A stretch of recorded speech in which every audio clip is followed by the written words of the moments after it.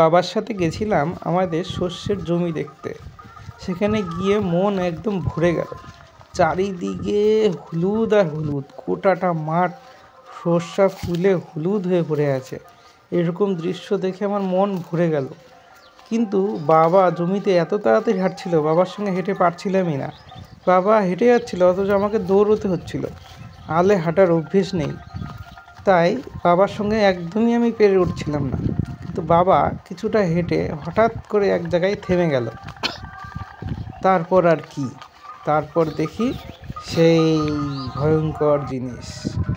দেখি এই রোদে সে, এই নাগ দেবতা রোদ পোয়াচ্ছেন। তার বাবা একটু শব্দ করায় শস্যের জমিতে ঢুকে গেল। তারপর ভয়ে আমি আর দেরি না করে বাড়ি ফিরে এলাম।